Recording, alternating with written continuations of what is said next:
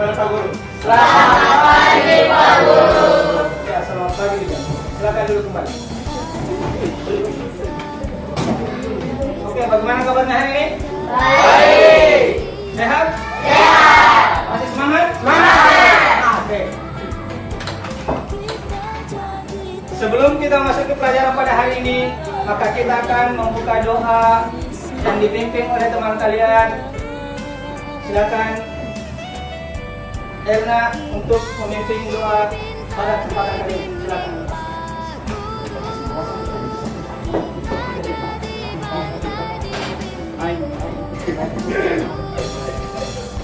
Teman-teman, sebelum kita memulai kegiatan kita,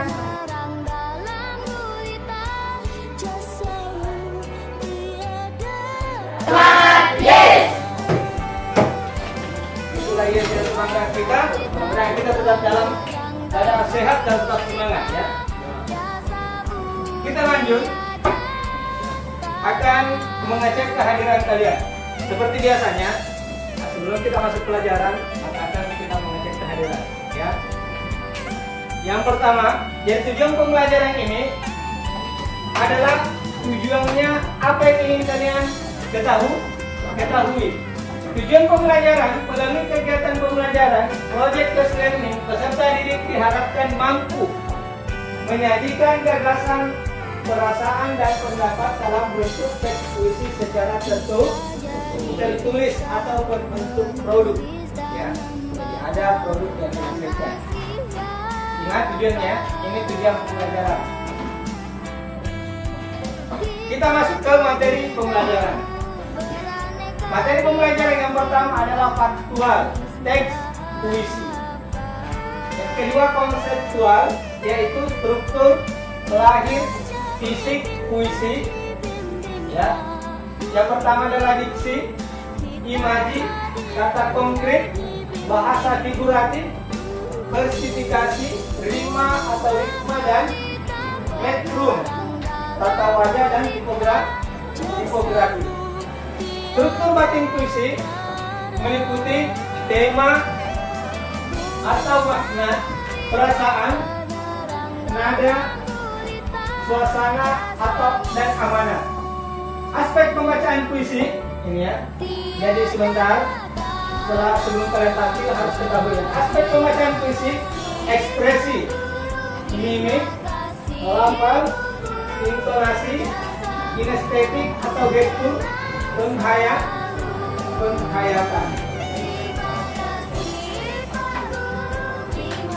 Mengekspresikan perasaan melalui puisi. Jadi ingat, perasaan kita ini, apa yang dirasakan oleh seorang penulis, maka itulah ekspresi kita.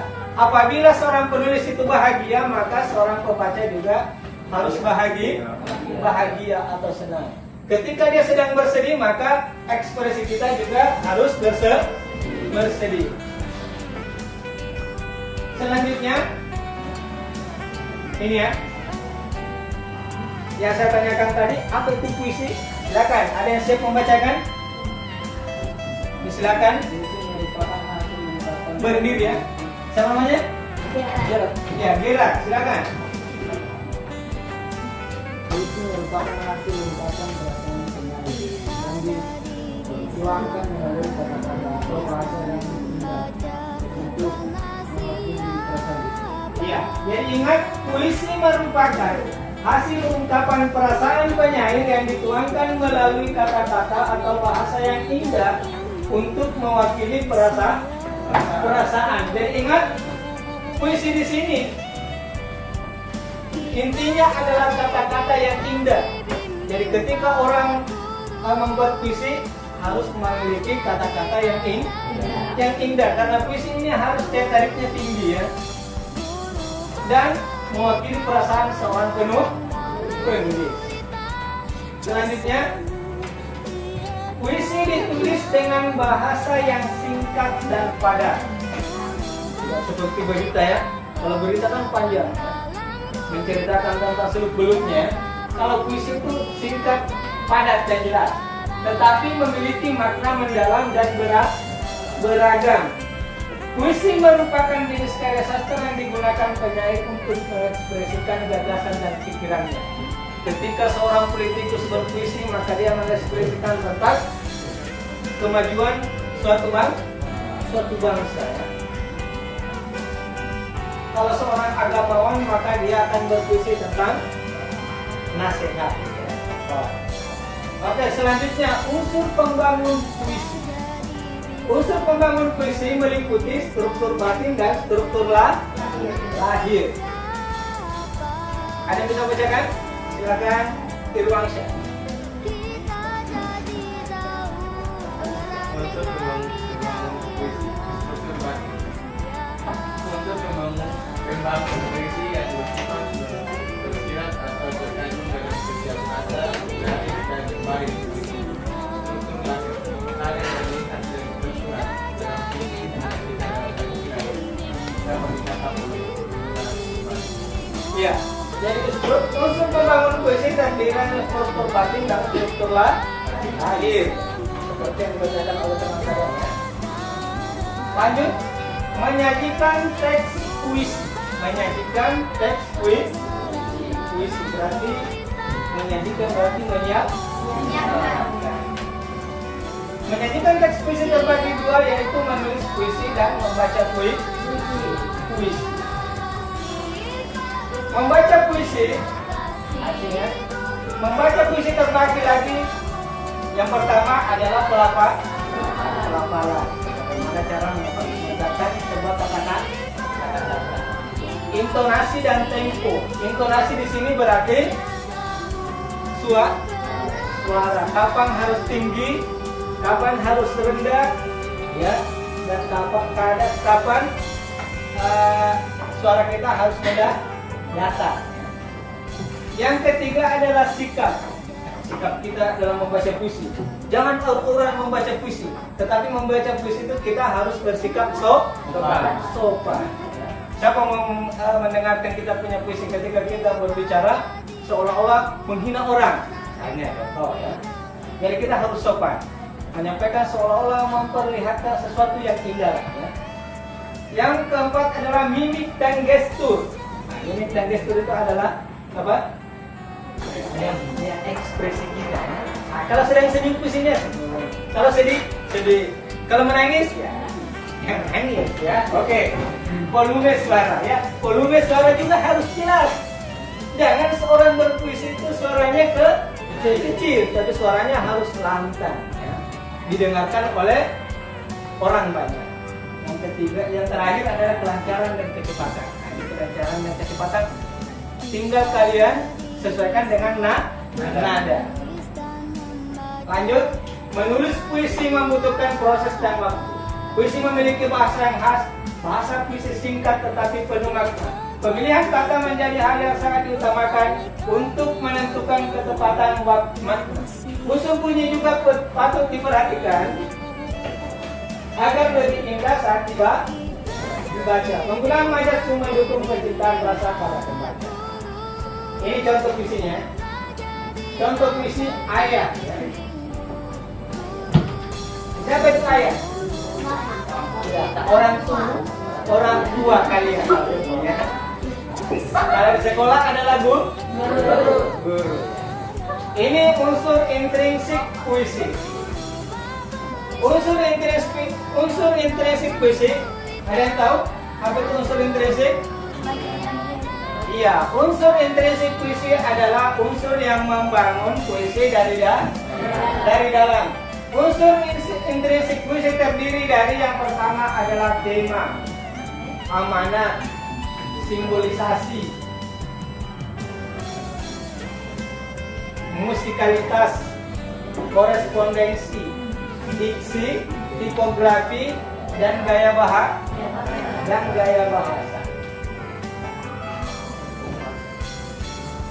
Di sini perlu kalian ketahui bersama bahwa sebelum kalian menuliskan sebuah puisi, maka perlu kalian melihat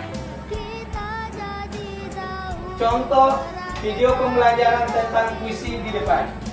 Silakan diperhatikan.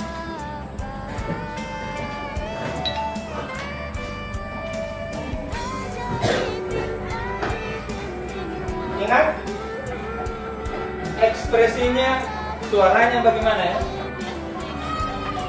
Semoga bisa menginspirasi.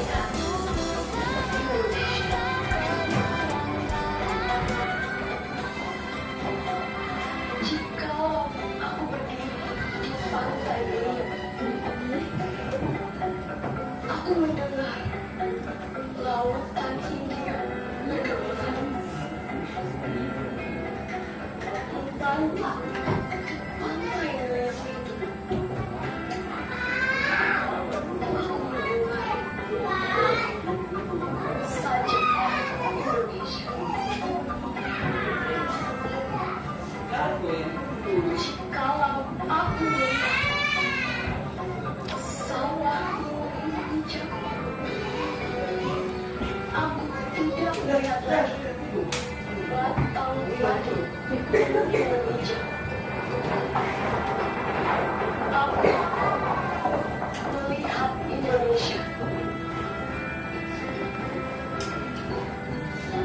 Jikalau aku melihat gunung-gunung, Gunung Merapi, Gunung Semeru, Gunung Merbabu, Gunung Tangkuban Merapi, Gunung Kelebet, dan gunung-gunung yang lainnya.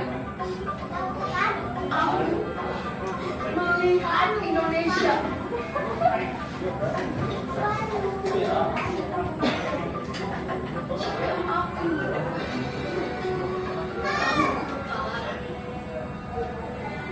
bukan lagi pementaran yang mudah. Aku mendengar Indonesia.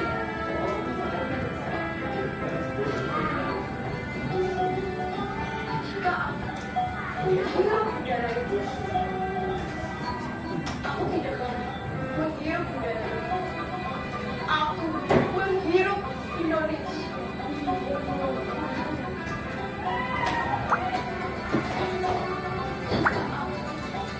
Melihat anak-anak di desa dengan mata yang bersinar, berteriak merdeka, merdeka, dan merdeka. Melihat matamu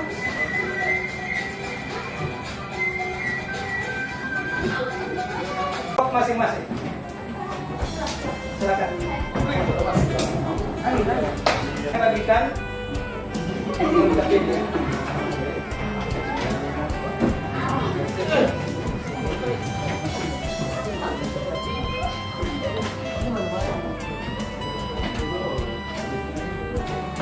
Silakan dikerjakan.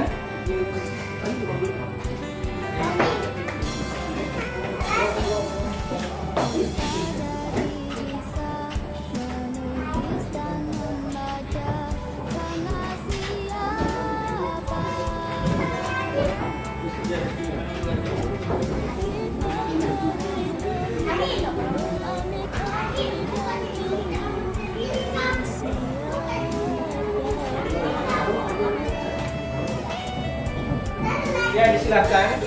Silakan kalian berdiskusi.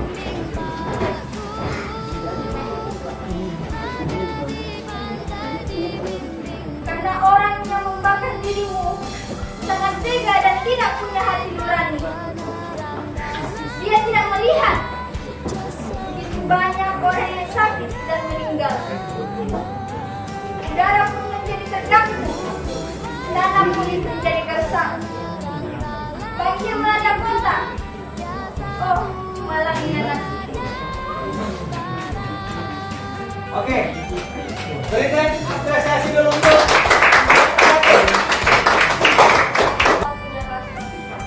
Tak cukup umur manusia mendalaminya. Cahaya Tuhan jatuh lebih pada tanahmu.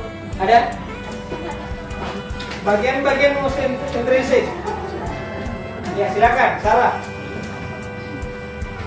Apa saja yang meliputi dari unsur-unsur intrinsik? Ya, silakan. Yang pertama, Pertama, tema adalah pokok persoalan atau pikiran yang mendasari terjadinya sebuah fungsi. Kedua, amanat. Amanat adalah sesuatu yang hendak disampaikan oleh kepala pembaca lewat